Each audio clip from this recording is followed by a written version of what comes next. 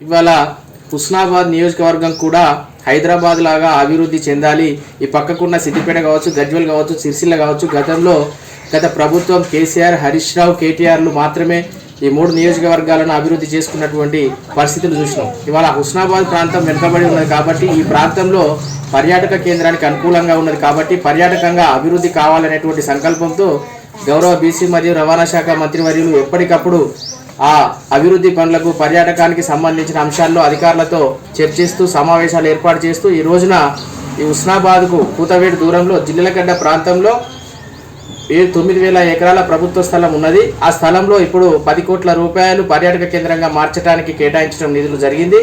అందులో భాగంగా మొదట విడతలో 3 కోట్ల రూపాయలతో అర్బన్ పార్క్ అంటే ఈ ప్రాంత పరిసరాలలో ఉన్నటువంటి వారందరికీ కూడా మిగతా ప్రాంతాలు ఏదైతే ఈ చుట్టుపక్కల జిల్లాలు ఉన్నాయో, సరిహద్దులు ఉన్నాయో తెలంగాణ రాష్ట్రంలో కూడా ఈ పర్యాటక కేంద్రానికి వచ్చి సేద తీరే విధంగా అంటే ఇవాళ పొల్యూట్ అయినటువంటి పరిసరాలు పర్యాటకంగా అభివృద్ధి చెందినప్పుడు ఇక్కడ ఉన్న స్వచ్ఛమైన గాలి, ఆక్సిజన్ కూడా మనకు గుట్టల ప్రాంతాలు ఉన్నాయి కాబట్టి అక్కడ అభివృద్ధి జరిగితే అక్కడికి వచ్చి సేద తీరడానికి చాలా మందికి ఉల్లాసంగా ఉండడానికి అవకాశం ఉంటుంది. వాతావరణం బాగుందనే ఉద్దేశంతో అక్కడ అర్బన్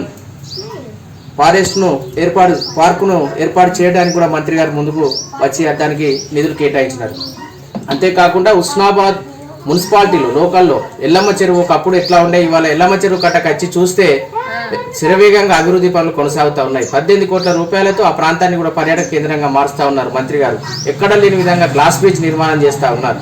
అదేవిధంగా ఇక్కడనే సర్వాయి పాపన్న తిరిగినటువంటి ఆనవాళ్లను కూడా గుర్తించి సర్వాయి కోటను నిర్మించడంతో పాటు ఆ సర్వాయి కోటకు సంబంధించి ఆనవాళ్లను మన ముందు కళ్ళ ముందు కనబడేలా ఒక రూపం తీసుకొచ్చే విధంగా దాన్ని కూడా అభివృద్ధి చేస్తారు. ఇవాళ మనం అక్కడికి పోయి చూస్తే అక్కడ విగ్రహం కూడా ఏర్పాటైంది. దానికి అనుగుణంగా అక్కడ కూడా అభివృద్ధి జరుగుతూ ఉన్నది.